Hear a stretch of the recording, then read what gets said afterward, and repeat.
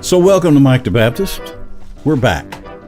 H.D. Jones is back with us. I'm glad to be here. Yeah, man, I could tell it. I could tell that you were just happy to be here. What is yours? 615. Mission 615. Oh yeah, it's a local mission thing.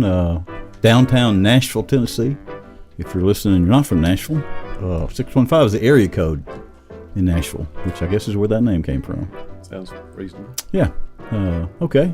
Neil Andrews. Or as my mom would say, what about that 615 group? 615, yeah. 615. No, Mom, it's 615. Neil Andrews, good to have you back. Hey, thank you for having me. Nice to see you back here, and look forward to you imparting wisdom all over us. Boy, I wish that were the case. Yeah, me too, but I just say things sometimes. You're speaking prophetically. Speaking prophetically and trying to make you feel good. Thanks. Is it working? Yep. All right. I'm not feeling of you, but you took care of that. And once again, for the second week in a row, our token layperson, Lana Murphy. Nice to see you back. It's good to see you back. Thanks. You're like an old pro now at this because last week, I guess you had just about everything thrown at you that could be thrown at you on one episode. It was kind of a wild, maybe a little calmer today. Okay, good. A little more thoughtful and all that. Okay, so, maybe not as sudden, abrupt. Yeah. Not as sudden. That's a good way to say that. Maybe not as sudden today. Okay. But anyway, we're glad you're back. Thanks. Glad to be here. Look forward to hearing your wisdom too. Yeah, thanks. www.mikethebaptist.com. It's a website. Go there. Look up old websites. Buy you a T-shirt, coffee mug. I don't even think I invited anybody to do that last week. I don't think you did either. Isn't that interesting? I always try to remember that because we get so much email. Speaking of email, send us an email. Comments@mikethebaptist.com. Now, let me repeat that because I haven't been getting a lot of email, so I guess it's because I didn't clearly say that the email address is comments@mikethebaptist.com. Now, if you got that, you're listening, watching, send us an email. It's not that difficult. I know you're on your computer all the time and your phone. You can send us an email. I bet what's happening, people are typing in comments. Comments? You know, I didn't think about that. Well, look at your screen because it's going to say comments, COMMENTS @mikethebaptist.com. Anyway, send us one. Okay. Okay. We cover all that? We covered all that. Today on the front porch, after last week's wild and crazy rice casserole story that Lana told, I thought we would kind of a little more serious today, I guess. HD's here, so it may not be. It may not be serious here in a minute, but I thought it'd be interesting to talk about. When you're a kid, you're a little kid, 4, 5, 6, 7, and you have to go with your parents everywhere. In my case, it was my grandparents, but I got to thinking about the times that we used to go to like the grocery store, and we went to a neighboring town 40 miles away to shop. Harrison. It had a town square and all the stores were there. So that'd be nice to kind of reminisce about memory you might have about something like that. I'll start to kind of prime the pump a little bit. And I mentioned the grocery store, and we would go to a local grocery store pretty regular, but then it seemed like maybe once a week or maybe once every 2 weeks, they would go to Harrison, 40 miles away. And they would go to the grocery store there. I think they went there last because once they got the groceries, they had to drive home. But we would go to the town square, and there was a place called West's Department Store. I could remember the smell of fabric because Mama, my grandma, would go in there and shop forever these patterns. She sewed, and she would shop forever looking through patterns. And I can remember even how those patterns smelled, that kind of parchment paper. Yeah. And then she would find fabric, and she'd make us shirts and stuff. But upstairs, jeans. But I can remember going in those old stores. They had a 5 and dime store. I think it was called Sterling store. It was kind of like the Ben Franklin's. But anyway, we'd go in there and buy these little trinkets. And do y'all remember the little? There were little figures, and you put your thumb on the bottom of the stand, and you push up, and the figure collapsed. Yep. And there had string inside. I can remember those because we would get one of those once in a while. It was just. I don't remember those. Come on, Lane. Yeah, it was. I don't even know what you call them, but I'll look one up and show it to you because you probably would remember. Maybe if I saw it. Yeah. Mm-hmm. Anyway, we would do that. I remember buying a Gumby there one time. A little green Gumby. Wow, I hadn't thought about that in a long time. I just not thought about that. But anyway, and then we would go to the grocery store, and I can recall going up and down those aisles and it being cold, really cold in there.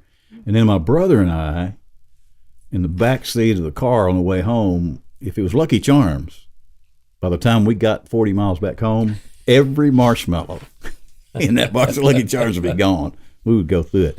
And in those days, there was something in the box of cereal, a toy or something. There was always something. So, you had to get right in those. And Did you eat the cereal after all the marshmallows were gone? we would, because she would make us. Yeah. So, and then she would just, that's your problem, because we would eat those marshmallows out of there. What was the other cereal? There was some cereal that had a strawberry marshmallows. Frankenberry and Count Chocula. Yeah, those two, we would eat all those marshmallows too. Blueberry was the other one. Yes. And was it Kix? That was just the multicolored berry things. Those were always good. What was the sour kind of cereal? It was berries, but it was had a kind of sour. We always had Sugar Smacks. Sugar Smacks are Y'all good remember too. Sugar Smacks? Yes. Yeah, I'm I do. surprised. I didn't even really realize way back then they had like the dragon, all those chalk dragon. They whatever. did. Yeah. I remember Count Chocula and Frankenberry. Sure do. Yep. Sugar Smacks was kind of the puffed wheat one, wasn't it? Yeah, They're good. those Dig were 'em. good. Yeah, Dig them, the little frog. That's on right, it. the frog. good stuff. Anyway, Dig 'em. just fond memories. Kind of a neat memory. One other thing, there was this bakery outlet type thing. They would take things that were just out of date the day before, and they would sell them. And we would go in there, and they would buy these sweet rolls. Y'all ever remember sweet rolls? They came in a tray, and they had this real rich strawberry and all this white cream on them. Those are good too. I may tear up. You're getting hungry. I'm getting sentimental and hungry both. It's a dangerous combination. HT, do you have any memories of that sort of thing? What about green stamps? You remember green stamps? Oh, Yeah. yeah, I sure do. Man, when I went with my Yeah. granddad, he'd have those books, and we'd get those green stamps. We'd have to lick them all Yeah. and put them in there and all that good stuff. Going with my mom was always fun because she put you in the cart. I mean, you could have been 14 years old. You're getting in the cart because she didn't want you running off somewhere. And then I would just do stuff to sabotage her. It's like, remember the pantyhose that came in the big egg? Yeah. Man, I'd open them bad boys up just because I wanted to play with the egg. Get those pantyhose out of here. So yeah, that kind of stuff. Funny story from my kids growing up. Oh, wait, did they have green stamp stores here? Yeah. Yeah, Oh, yeah, with the merchandise? They Okay. had them up north too. Yeah. I remember it. Yeah. Cool. yeah. But when my kids were young, my wife, and this is cruel. This is cruel and unusual punishment. I mean, my wife's usually the nice one in the family. This is cruel and unusual punishment. She would take them into the store and take them by the bakery and let them look Oh, no. at the cookies and cake. That was the treat. They didn't get cookies Oh, my gosh. or cake. They just got, if you're good, we'll go by and look at them. And the kids now are like, that was really mean. Yeah. Well, I know why they think that. Yeah. Because it was. Hilarious. That was the treat. For Wow. being good, you get to go Terrible. by and look at the cookies. So awful. Yeah. Do you remember those? Sometimes they'd have them up on top that were broken, and they just kind of lay them up on a plate. Yeah. And you, Yeah. Well, did she let them get a bite of I that? don't know. Yeah. Yeah, she's kind of mean. Yeah, man, that would twist your kid up for life right there. They'd be like always afraid to go by the bakery counter at the. That's Grocery. funny. Yeah. Interesting. Neil, Yeah. let's hear from you. I remember real clearly we always used to go to the same grocery store. But the thing I remember most about it was we didn't used to have toy stores. There was no Toys R Us. There was a bicycle shop. And just before Thanksgiving, they would have toys in there. Huh. But there was never an all year long toy store. And the grocery store would have toys in it that were bigger, like a parking garage you could buy for your Matchbox cars. But that's kind of what I remember. And I also remember there used to be a lady in the produce section. Her name was Dory. And every time we go in there, she always wanted to say hi and That's neat. give me an apple or something like that. So that's my memories of grocery store. Were they cold? Were the grocery stores cold when Oh, you yeah. remember? Yeah, Yeah. that's what I remember a lot about Well, those. what makes me so this is going to stretch it out, and I'm not trying to do that. I like to ask people that are in their upper, like in their 80s or something like that, what's the one thing that has changed in your lifetime that's the biggest deal? And I usually expect them to say, oh, the television or the phonograph or the, whatever. My dad said it was refrigeration. So he was born in 25, I think. And he said it was refrigeration because he remembered when everybody'd sit out on the front porch in the neighborhood, because the porch was big enough. Whole family sit out on there and you talk to the neighbors and all that. And he said we had to get ice for the ice box. So the guy would come around with a truck with a refrigerator on it and put the block of ice in your ice box. So your food didn't last all that long, and you had to go to the grocery maybe every other day to get things, unless you got them from the farm directly. So I remember that, and things have changed. They have changed. Now we can go to big box stores, as they call them, and get it's a really good price on shampoo, but I don't need 4 gallons. Exactly. And everybody's within 2 minutes of a grocery store. You were talking about that, refrigeration. And my grandparents' house, they built it themselves. I think when he got back from the war is when I think they built that. His father-in-law and he and some other people got together, I think, and built that. But in some recent years, some of the siding on the very back of the house, actually it was where my bedroom was, in the back corner of that house. A long time ago, that was the kitchen in the back of the house. And some of the siding had deteriorated back there. And this is when my granddad was still alive. And where part of that was deteriorated, toward where the floor level would be inside, there was this square that was framed in the framing of the house. And I asked him, what was that? He said, well, that was kind of like the refrigerator. You open that out, and I don't remember if they had I think he said there was a place dug into the ground out there, but that was the access to get out there and put milk or whatever in there. Fascinating. And that would have been 1942, 3, somewhere in there. Wow. Interesting. Boy, this is making me think a lot about some stuff right here. Lana? Yeah, so I grew up in White House, which is as you all know, a super small little town, especially all those years ago. It was very, very, very small. We had one small grocery store, it was a really small grocery store, but I guess we were a good ways from anything else.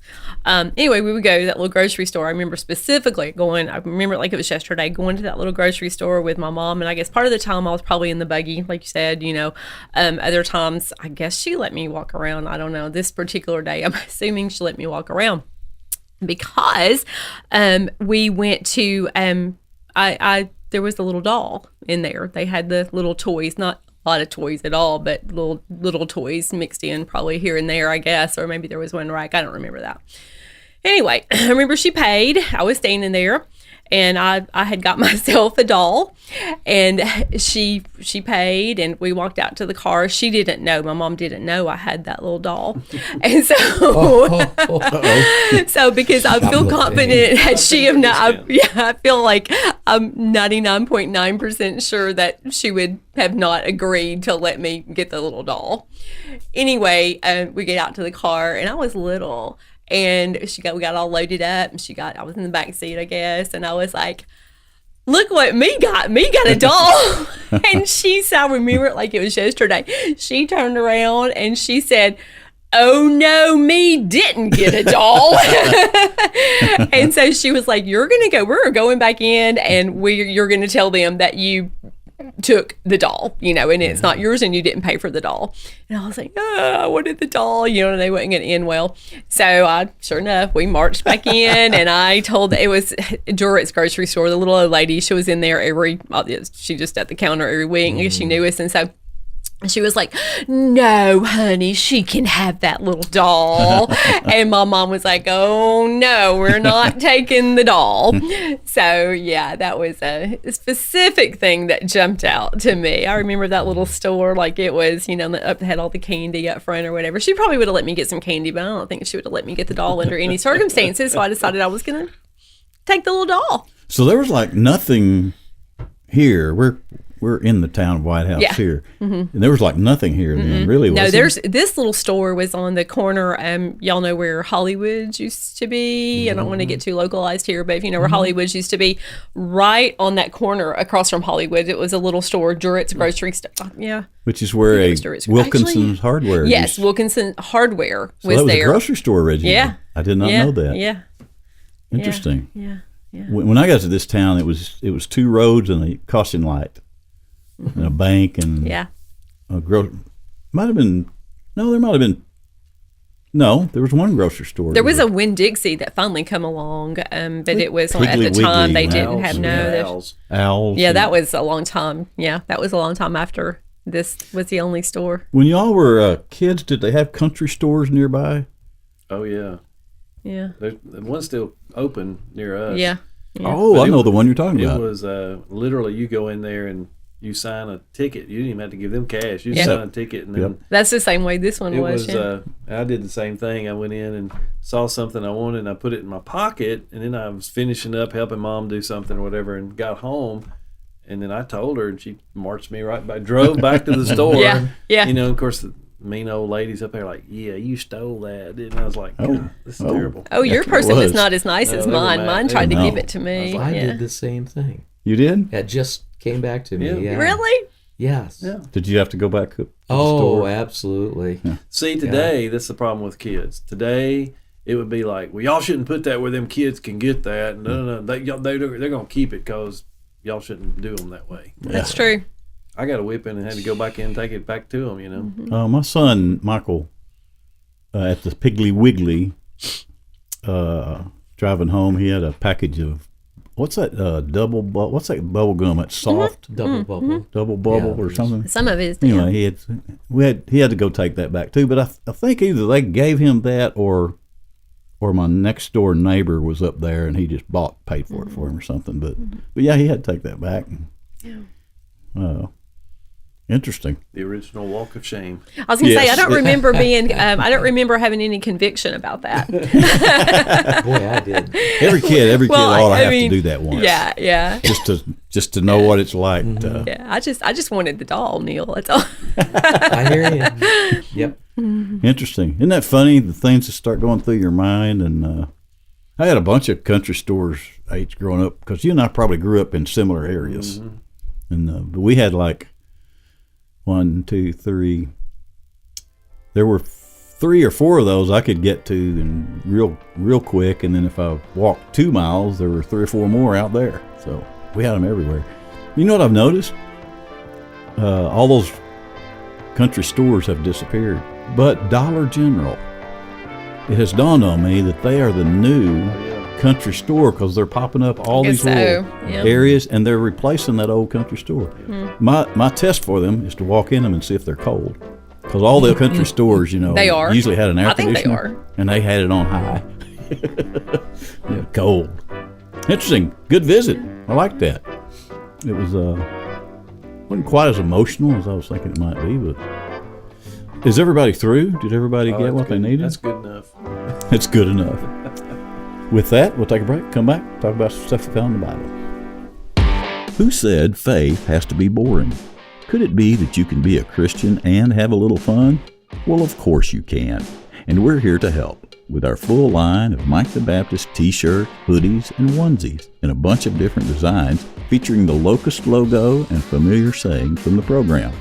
And with a great variety of colors, we're pretty sure you can find what you need to complete your summer wardrobe just in time for summer. Visit MikeTheBaptist.com and click on merchandise. MTB clothing is high quality and comfortable. And with each purchase, you're helping keep Mike the Baptist programs on the air and spreading a bit of good news to people who may not get it any other way. Plus, you're helping us show others that being a Christian isn't quite as boring as it sometimes may seem to the world around us. Visit MikeTheBaptist.com and click on merchandise and order your MTB apparel today. They make great gifts too. And check out our logo coffee mugs in left and right-handed 11 or 15 ounce. Thanks again for supporting Mike the Baptist, and thanks for helping us spread a bit of good cheer and good news. We're just Christian. Try not to cuss.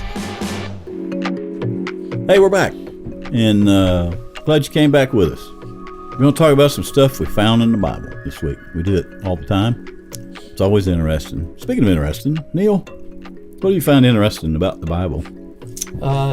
A lot of things that I'm supposed to do that I don't find easy to do. True dat, as they say. True dat. There's a lot of that in there. Old Paul said it, didn't he?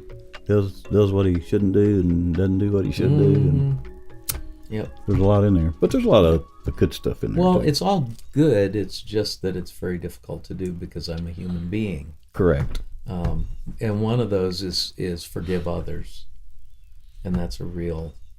Anybody else have trouble forgiving people? Yeah, but I'm wondering if there's a specific reason you brought that up in this circle right here. Oh, no. Okay, good. Just checking. Did you think I knew something? No, I just kind of wondering. It's like I thought of all the things you could pick, you picked that one. I'm going, He didn't really want to tell you. Didn't know how to tell you, but he hit your truck on the way in. Right. Well, you're not going to hurt my old truck, so have at it. I'll go out there and hit it just for fun. Well, didn't we talk a little bit about this and Did we? this lesson? Oh, are we? Yep. Well, let's do that. Let's talk about it. Well, I mean, that. yeah. Mm-hmm. I don't know if that's why you mentioned it. I never know. I like to be surprised. All right. So part of that's encouraging people. Why do you find it difficult to encourage people? Or do you? I probably do. I find that because I have very limited words about that. I'll be like, "Oh, you'll be fine. You'll do a good job." I don't have anything past that. Like I don't know how long to keep. Mm-hmm. Like give them examples of how they're going to be fine. Yeah, you'll be fine. I don't know. I'm not good with all those words. Yeah. She's not licensed. Yeah, right. I don't know all the words that mean the same thing, but you just put them a different way. Like, I don't know that. Makes sense. She just defined. Never mind. Hey, so in church circles, there's this word called encourager. You hear people say he's an encourager. Refresher. That's Refresh. probably what, Refresh. We're going to buzz some of that stuff. That's getting too spiritual. Yeah, refresher, encourager, et cetera, et cetera. There are some people that really have a gift. We all can do it, and we all do. We try. We all encourage people. There are some people that just really, their radar is set for people that are hurting. Mm-hmm.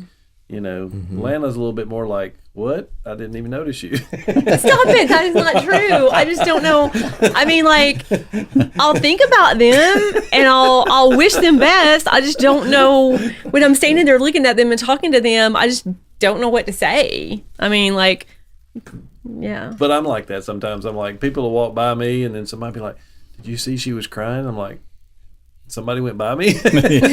Right. But there are some people that just really have their radar up for that, and they're really good at empathy, encouraging people. And I think we all do that to a certain degree. And we're called to do that. I mean, we're supposed to encourage one another. But I think some of it, too, has to do with your personality.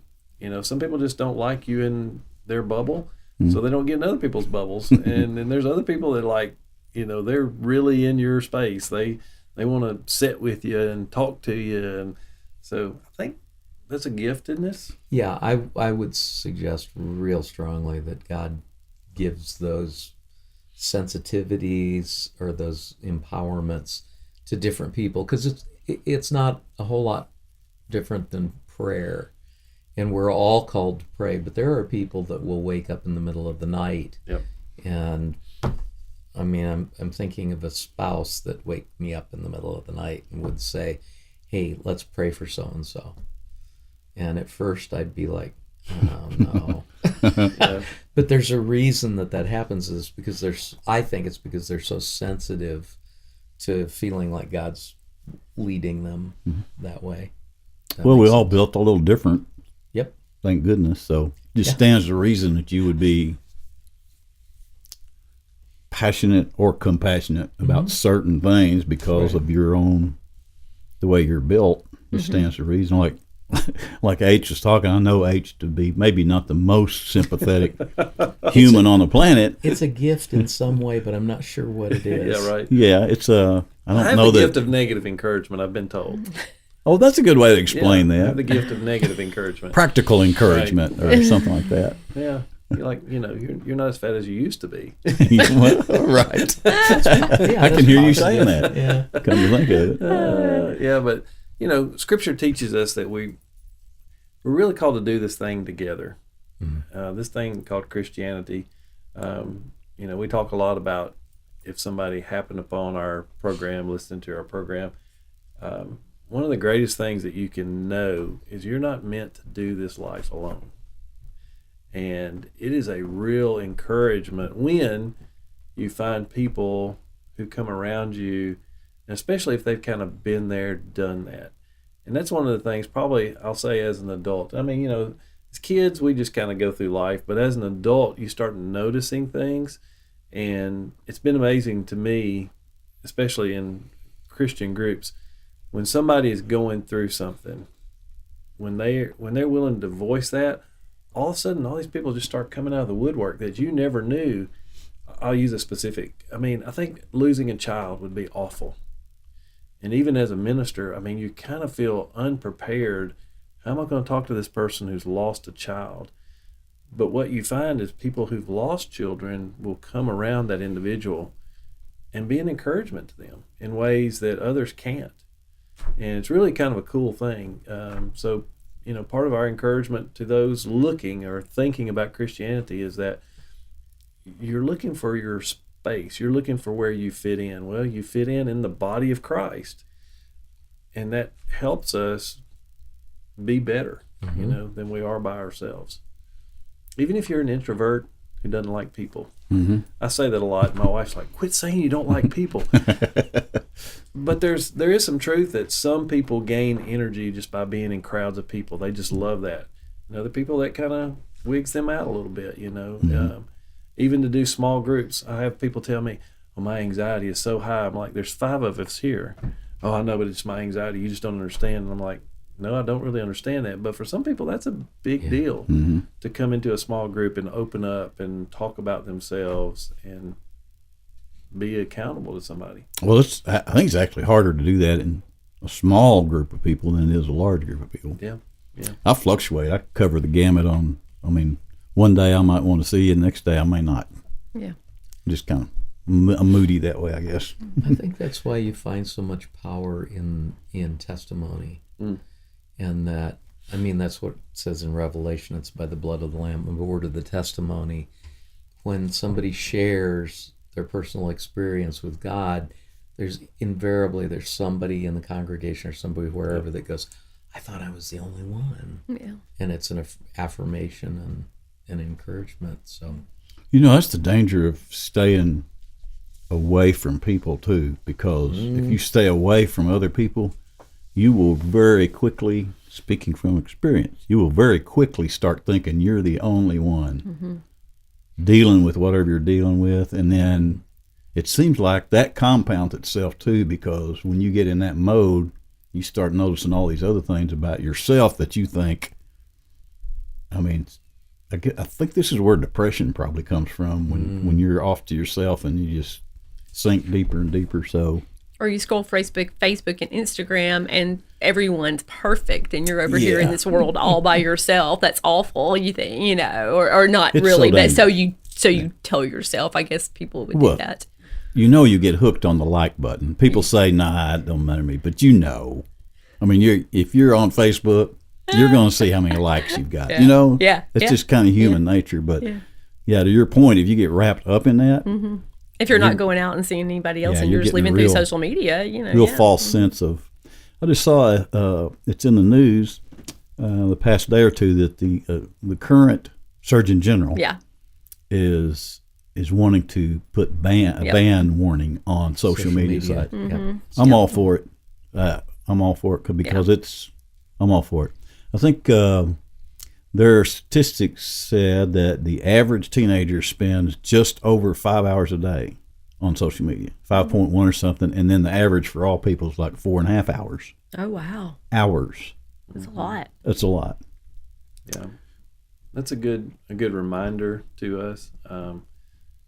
Paul talks about how we're to renew our mind. Let me read that scripture to us because it was in our passage this week, but it ties right in. You said depression. It made me think of this. He says, Therefore, brothers, by the mercies of God, I urge you to present your bodies as a living sacrifice, holy and pleasing to God. This is your spiritual worship. Do not be conformed to this age, but be transformed by the renewing of your mind, so that you may discern what the good, pleasing, and perfect will of God is.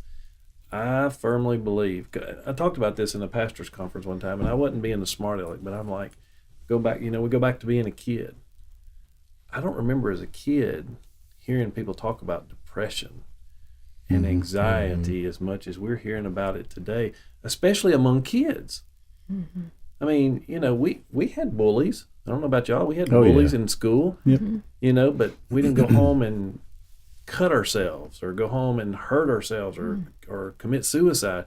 You went home and you put some ice pack where he thumped you in the head, and you got back on the bus tomorrow and got thumped in the head tomorrow. You're like, one day I'll be a senior and I'll thump those little kids. One day I'm going to thump them back. But there's so much going on in our heads today because we're not focused on the things of God. We're not, even if you didn't grow up in church, if you were outside in nature and you're doing the things that God designed you to do, be with your family, play, enjoy life, those things. But man, today there's so much anxiety, and I think a lot of it is this false world that they're living in. It is, yeah.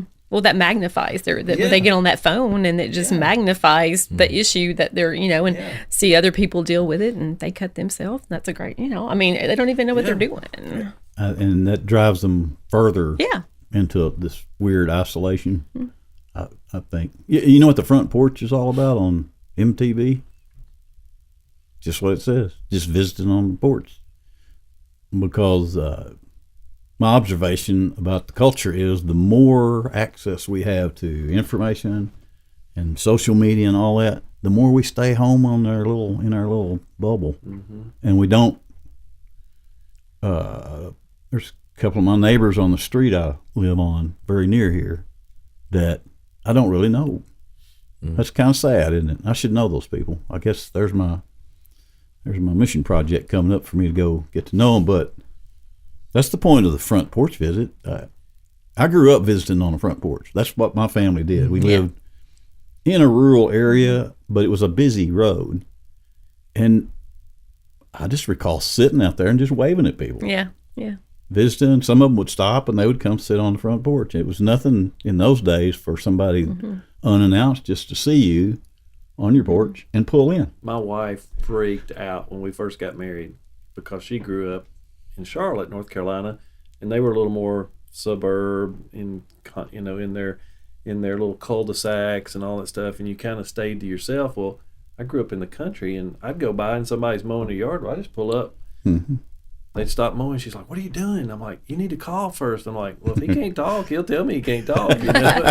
But it really bothered her. But that's how we grew up. And you think about renewing your mind. You think about we're doing it to ourselves. We can't just point to our kids. Right. We're doing it to ourselves.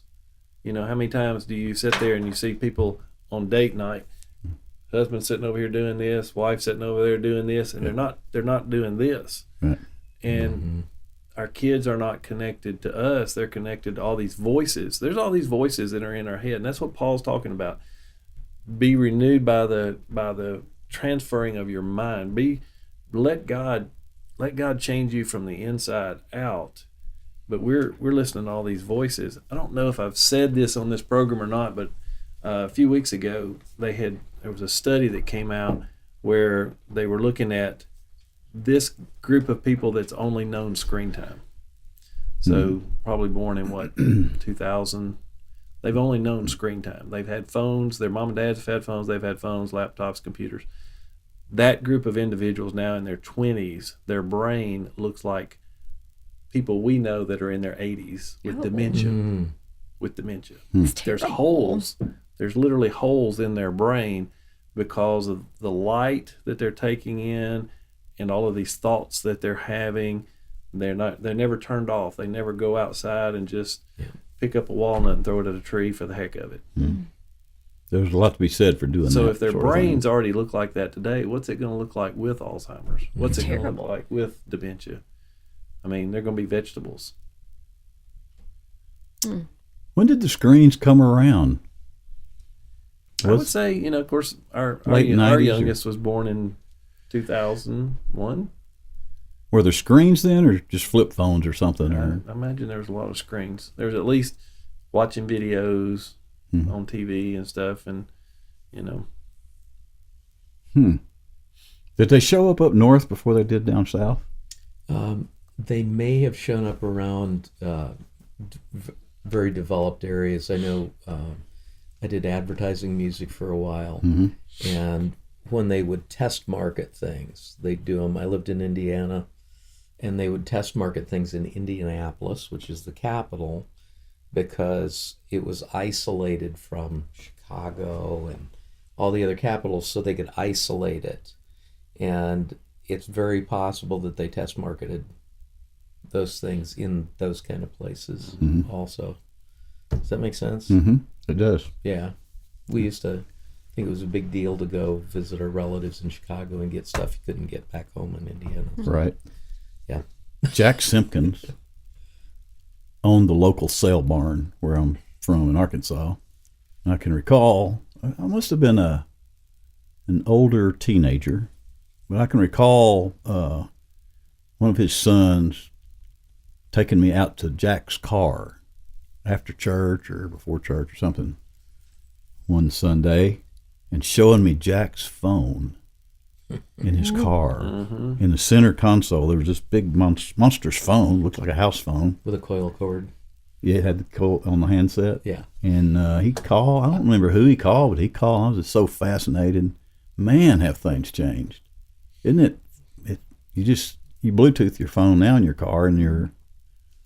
Was it legal? Was that phone legal? Because, there was, before there were some big ones like that were not legal that people were using. I had a boss that had one that was not legal. He was a pretty legal guy, but... Okay, well, this guy was too, but, But I don't know. I never thought to ask that. But he was the only you could get in big trouble. It was a big deal. Like, yeah. Interesting. Huh.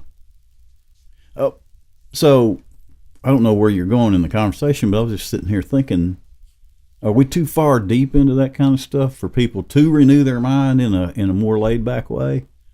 Or, I mean, what do you...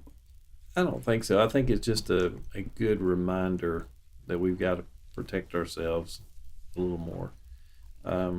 We do know our minds are just a sponge. Whatever you open yourself up to, that's kind of what you're going to become.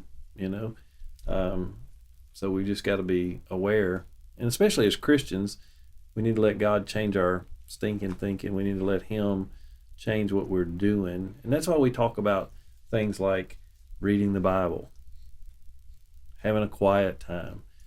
Those aren't exercises in futility, and we're not just trying to lather ourselves up. What we're trying to do is we're trying to hear from God. You talked about a spouse that heard from God. Well, what did Paul say? He said, don't be conformed to this age, but be transformed by the renewing of your mind. Why? So that you will know what is God's perfect and pleasing will. The reason most of us have no clue what God wants for our life is we're too busy on Facebook. We're too busy doing work. We're too busy all this stuff, and we fill our time and our minds up. It's just like if we sit around here and eat snack food all day, we're not going to want supper. And supper's probably a lot better for you than a bunch of snack food. Where's that phrase, a well-examined life? Where does that come from? I don't know. That might be a great Inny or Outty. That's a good question. Interesting. But that's what we're talking about is being intentional Oh, rather wait a minute. than No, letting I gotta browse that. Intentional? Yeah, I don't like that word. Okay, being on purpose. Thanks. Thank you. It's just because Michael Jackson's never been intentional. Well, that too. I but- bet I'm about to see your pants. In school, he was detentional. Right. No, there were these studies going around for years in churches, and everybody you ran into was saying, "Are you being intentional?" And I'm going like, "I'm Oh, fixing to really? be intentional right here." If you keep saying that, Ah. anyway. Okay, I'm over it. You have to reach a place where you desire to be in control of what you can. I mean, that's not the right word to say. You have to be intentional about seeking God and knowing who He is, and you have to want to know those things, so that you're. I remember Henry Blackaby that wrote the Experiencing God study, which was incredible, and he was being interviewed, and they asked him about his devotional life, and he said, "I recognize that it's a relationship," which is part of the Experiencing God study. It's a relationship, and I love this person that I have a relationship with. So I want to spend time with this person that I love. And so he was getting up at like 4 a.m. or something for his prayer time. And he said the more he did it, the earlier he was getting up. And so at that point in time, he was getting up at 3 to spend 2.5 hours in prayer. He was being intentional about that. If you want to know, if you hear the little voice, or you hear something on your shoulder talking to you, and you want to know if it's God, the best way to do that is to know what's in this book as best as you can, and you'll know, yeah, that doesn't sound like something that would come out of here. That's not guidance I would get from God, or it is very obvious. And he says that he'll remind you of these things that you've already, not some magical new thing out of the sky, but it's things you already have been taught, Right. heard, experienced, that he'll remind you of that. Is that not correct? I mean, I can't tell you how many people I've had a conversation with that in the moment, whether it was I was involved in a wreck, or I went somewhere and somebody got hurt, or and they're like, this scripture just started flooding my mind. I remember one that a guy told me. He said he found out he had cancer, and he was devastated. And he said, I went home, and he said, literally I got in the fetal position like a baby, and I cried. And he said, all of this scripture began to flood my mind. And he looked at me and he said, I couldn't quote one of them today. But he said, in that moment, it just came up. He said, it was like it just washed over me. And he's like, I was sitting there going, okay, you said this, and you said this, and you said this. And he said, today, that's what he said. He goes, I'm telling you the story, and I can't remember one of them.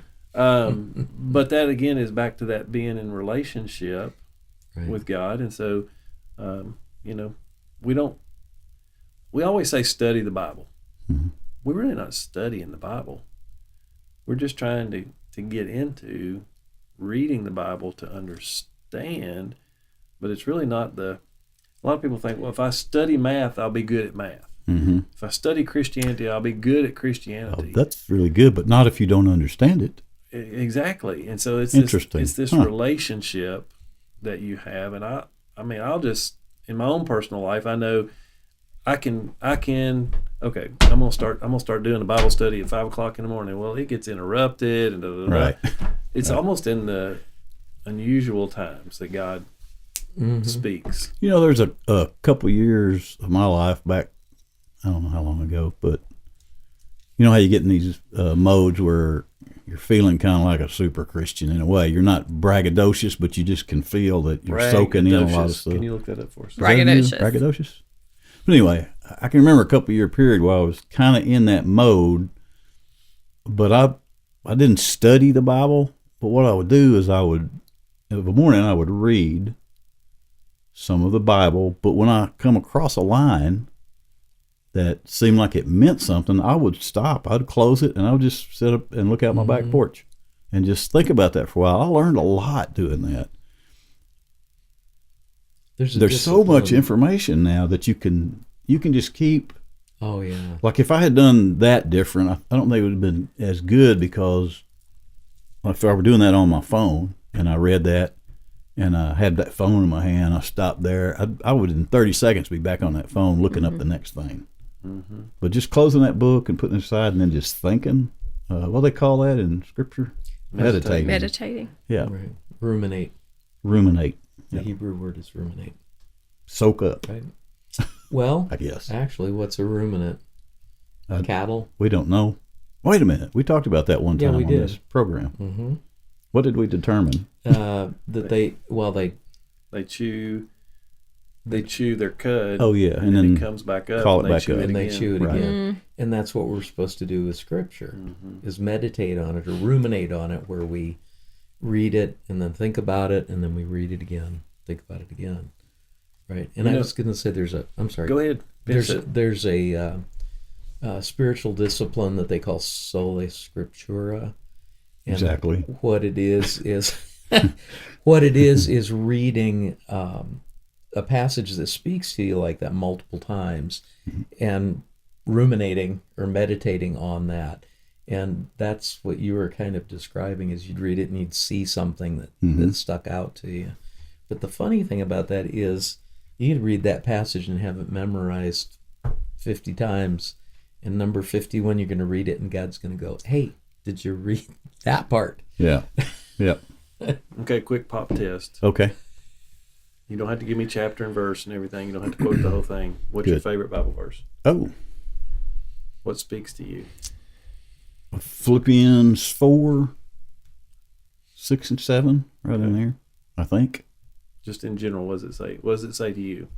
It says, "Don't worry yourself to death about this. I got this. Just don't worry yourself to death about this." Isn't that correct? What that is? Don't lean on your own understanding and all It's that. yours. Am I on the right scripture? It's yours. Lana's looking. No, I was just trying. I better look Exodus, is it 14:14, 15:15? Just be quiet and I will fight for you. Yeah. Because, I just need to be quiet a lot of time. I mean, not be quiet vocally, but I need to quiet in my head. Might not be bad to Do I? No, well, maybe that too. Maybe that too, depending on the situation. Just let Scripture speak to what it needs to speak to. Maybe I shouldn't break that down into what part of Yeah. it. That's awesome. But no, I just need to let him fight for me. I like that a lot. Yeah. Neil, what speaks to Romans 1:20, which is basically saying, look around you, you can see God in creation. I would say, Romans 8:28 is one of those verses. And if you stop and think about, none of us said the same verse. We've all read those verses, but none of us said that's my verse. At least for this moment. It may change next week. But why? Because God spoke to you specifically through that verse. And that's the thing that we miss about reading the Bible, is that it is the author speaking directly to us, which is why we talk about it being a alive and well document. So again, we encourage people to read the Bible not just for memorization so they can spout off some things at a bunch of sinners out there, but these are life. They're words of life. They mean something. They're words of life. I just looked mine up while you were talking. I normally do that while you're talking. Yeah, appreciate that. But it is talking about don't try to understand it yourself. Yep. Which is such a relief, because some of this stuff you can't understand.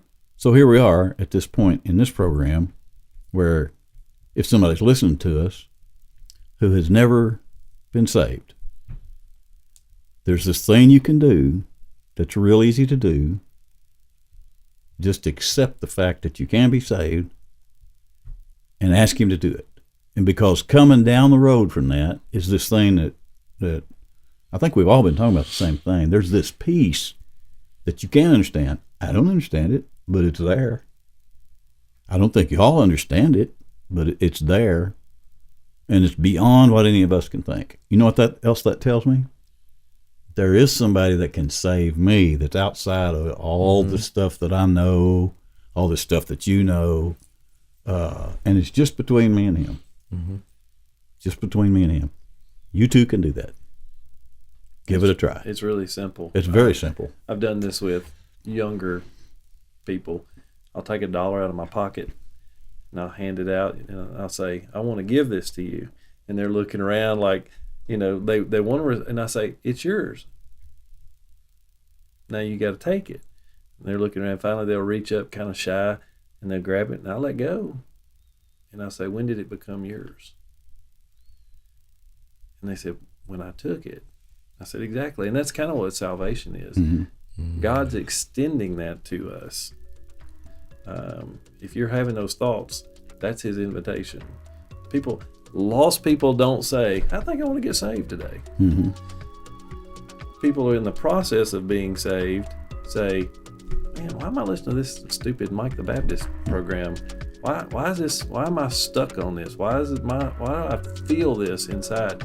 That's God's hand reaching out to you, but you got to receive it. Isn't that interesting? Interesting that is him. Yep. I believe at that moment. Yep. Inviting you in right there. Invitation. And all you got to do is say, okay. Yep. You'll never get cleaned up. Look around the table. Right. Except for Lana. You clean up pretty good. The rest of us, not so good. But I also know you. I've seen you dance to your favorite song. Oh, yeah. I have. That's another story. Another day. Another day. Good talk. Let's take a break. Come back and play Inny or Outty. Hey everybody, it's time to play America's almost favoriteest new game show, Inny or Outty, where we challenge our guests to figure out if a phrase we give them is actually in the Bible or out of the Bible. Sharpen your wits, guest. You're about to be in the hot seat of Bible stuff, because you're the next contestant on Inny or Outty. Here's Mike. Well, this is the second round of Inny or Outty for Lana. We're glad that you could join us. And I'm telling you, it's pretty rare when both rounds are a win on Inny or Outty. And you were here last week, and they were both wins. So That's just what happens. it's obviously, we'll see if it happens again today. There's a good chance it won't, just so you know. Okay. Because just when you get comfortable playing Inny or Outty, Yeah, you it'll get be all smacked right. around. Yeah. So I watch preachers and pastors get smacked around regularly over here. Even Jason Riccardi, who is really intelligent on book learning and stuff like that, but once in a while he really gets smacked down. It's fun to watch. I love it. Book learning and such. Book learning and such. Today in the power seat is Neil and myself. We'll take turns. It'd be better than doing them both at the same time, because that'd be real confusing. Like speaking in tongues. Exactly. So without further ado, and just so you know what Neil's going to do, he's probably going to ask us, the rest of us, if something is in the Bible or if it's out. And then we'll say it's either and. You'll say your gut feels a certain Well, I'll way. say that too, but But then- ultimately, we'll say it's in there or it's not in there. which would be, Inny or Outty. see, that's what Neil's going to do, and then I'll do that. How about that? That sounds good. It's all yours. Is the word gossip in the Bible? Is the word gossip in the Bible? We just talked about gossip too, didn't we? A little bit ago. Somebody brought it up. Well, because, that's probably Lana's biggest sin. Oh yeah, you brought it up and said Yeah. something to that effect. Gossip. We found out I she do. was dancing around in a barn somewhere. I gossip a little here and there, but I do it in a nice, loving kind of way. Oh, okay. We're not one to go around spreading rumors. That's right. Let's take it back. Hee-haw, did you watch Is that a Hee-Haw? song? Yeah. Oh, okay, Yeah. wow. Wow. I did watch that at my We're not grandparents' ones to go house. around Yeah. Spreading rumors. Yeah. Why, really, we're just not the gossipy kind. Yeah. There you go. No, you'll never hear one of us Repeating gossip. So you you Better be sure and listen close first time. Thank you very much, folks. That's right. My gut says gossip is in the Bible. Yeah, it is. Neil? What? Oh, What did he no, say? you ask us. Do you want to ask H. him? H. I'm thinking, I think it is. Do we have any specific instances that we know of? I don't think so. I can't think of Gossip, slander. Yeah. Oh, in a list. Yeah. In a list. These are the works of the flesh. These are the works of the spirit. Think it's in there. I kind of, now that you say it, almost think I remember seeing a list. That. I can visualize that. Yes. I wish I knew where it There's was. a woman with Where big it lips. is. He's a It's what? like Mick Jagger with a woman with big lips. Oh, Picture of gossip. yep. He was looking for a picture. I'm sorry. Oh, Visualize. I'm a visual tough. I think it is, but it also feels a little like a trick, This is where which these the often do. quandaries. Yeah. Yeah. This is him working back to his 50%. I try to. Yes, it's in there. I try to position so that Yeah. it could be said later that I was could have been almost right. right. Yeah.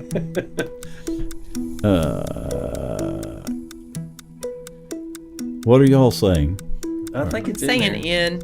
And I want to go along with you, but there's something that's making me just be reserved for a second here. Do we go with majority if we Yeah. can't agree? Yeah, I mean, okay. you'll outvote me, and I'll eventually come along, but I'm trying to talk it out. I like to feel more comfortable, when I buy in instead of just buying in. You know what I'm saying? I agree with you all. Consensus, yes. Consensus is that It's in there. gossip is in there. Yep. Okay, Neil. Decided to no. Lana says it's an. He has a look on his face. You went. Oh, no. No, tell him what is it. Tell him what it is. Inny. It's Inny, an she inny. says. The earliest known use of the verb gossip is in 1611 Oh, in the writing of Randall Cotgrave, who was a lexicographer. I knew that too, and I didn't bring it up. However, as a noun, the earliest known use was in 1150. So the actual word would not have been in the earliest documents. But the word that has been translated into that has been slander. And there are others. And if you ask the Strong's Exhaustive Concordance, it will say that it shows up 600 times, something like that, In in the Bible. So it's the, Inny. Throughout there. It's an inny. Just say it like it is. Yeah. is it an inning? Yeah. Oh, okay. I thought we had He lost went through miserably. all It that to depends- say it's it an inning. depends on which translation you use. Yeah, and It's a we new run into that a word, lot. But it was not in the original documents, right? I mean, slander is gossip, right? To some degree. I mean, I They're- guess it doesn't have to. I guess they're not two different- necessarily. They're two different things. Well, it's Yeah. the same way as worship. The word worship or the word praise. There are 7 different Hebrew words that mean different things, but they all got translated into that one English word. Interesting. And of those 7, only 2 of them have anything to do with music. The others have to do with the posture of your heart, basically. So they're, you can get picky about it or not. Did we win or did we not win? Yes. We did win. Sure. At the end of it, we're just taking a W. Sure. Yeah. Okay. Because you use the message. Because Lana Yes. is really brought up our Good luck. education. I mean, she's value. good luck. I'm fixing to test her out though here in a All second. right. Let's go. All right. Let's go. You're supposed to be Like, a little I'm 3. scared, She's like, but I'm 3 for 3. Let's roll. let's do this. All right, good one, Neil. Thanks. Is the phrase drives like a maniac in the Bible? No. No. Are you looking for the exact wording? Did you Yes. Did you really mean to say like a bat out of? Nope. And I changed that Okay. when I got saved because I used to lean towards saying that other one, but I changed that to bat out of Jerusalem so I can say it whenever now. Bat Like out a of- bat out of Jerusalem. Are there bats in Jerusalem? I don't know. Okay. It fit the Not anymore. drives like a maniac. That exact phrase. I'm going to say that exact phrase is not. I mean, Isn't that I odd? think of maybe some instances like if they're, well, no, not even really. Somebody talk. I mean, you're somebody. I mean, somebody have driven a chariot like a maniac. That's what I was, yeah. But Possibly. Well, that's I what mean, they where drive. it's rough and bumpy and weather and I don't know. Yeah, I mean, I'm feeling like I've read something to that effect at some point, but I wonder what they did with road rage in those days.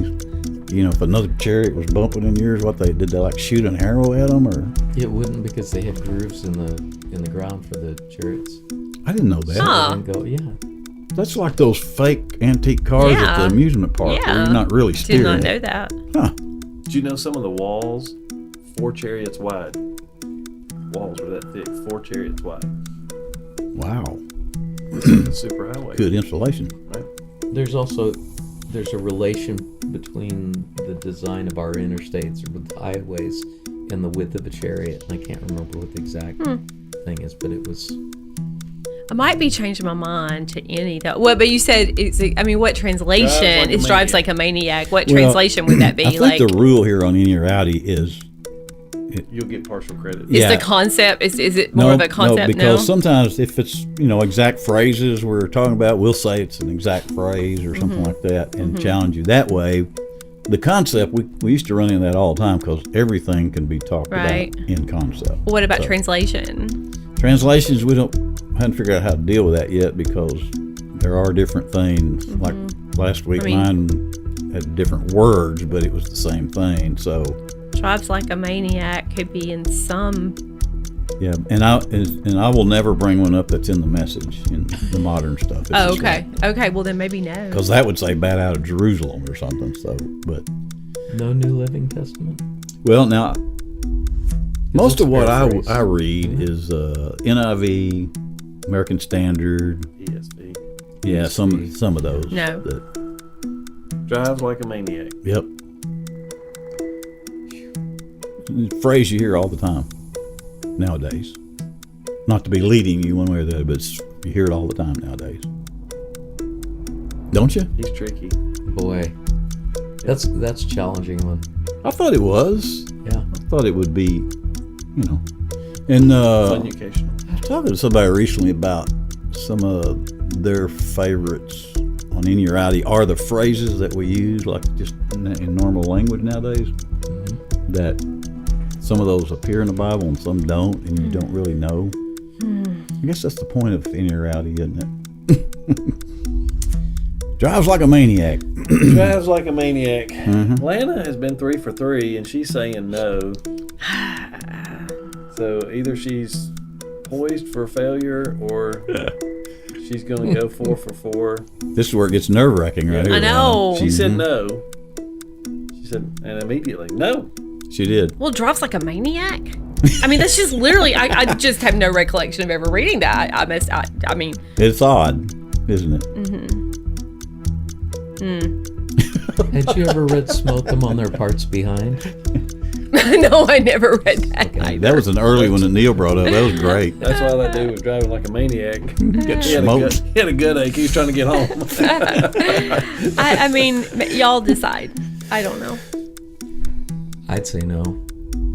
Yeah, I'm kind of leaning no. So it is. Outty. It's an Outty. An Outty. An Outty. Ooh, yes. AUDI. Well, it's a little different Outty. Oh, Outty. I mean Outty. Outty. Okay. 2 Kings 9:20 in the New International Version says, "The lookout reported, he has reached them, but he isn't coming back either. The driving is like that of Jehu, son of Nimshi. He drives like a maniac." Oh, wow. Isn't that funny? Yep. 2 Kings 9:20 in the NIV. Down, down, down. We got it. I feel like the whole show is a waste. I just feel like you've been initiated properly. Yeah. Until you go home feeling bad about yourself, you haven't really experienced Mike the Baptist. That's true. We're just doing our job. Oh, good round. That was fun. Drives like a maniac. Drives like a maniac. Is that not odd? I'm mad about that. It is. Yes. Which is a whole another story. Okay. But at least in a chariot, you drove standing up. I'm just saying, So if you're trying to look for a connection. Yeah. Hey, we'll take a break, come back, and tell you goodbye here in a minute. Oh, wow. What a great contestant and a fine sport today on Inny or Outty, America's almost favorite new game show. Study up, future guest people. You're next in the hot seat for Inny or Outty. So you just missed a great green room talk, which we're not going to repeat, but it was just, how people just talk and cut up and have fun. That's us, Christian folks. Yep, But, that was fun.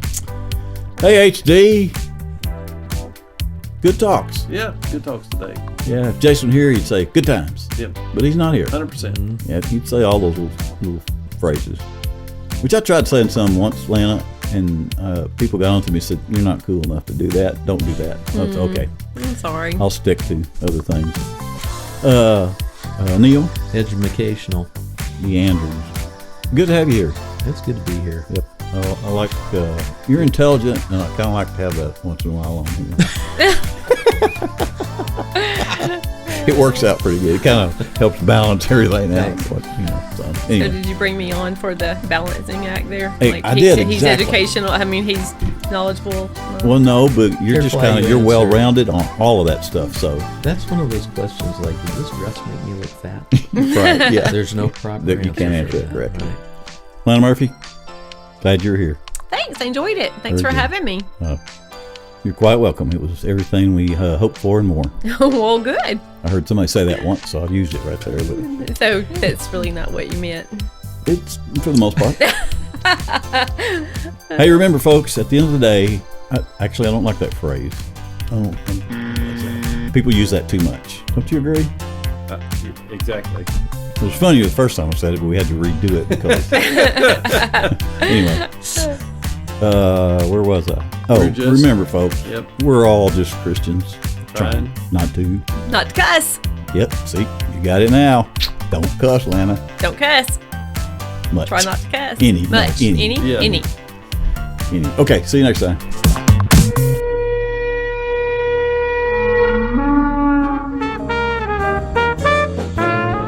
Mike the Baptist.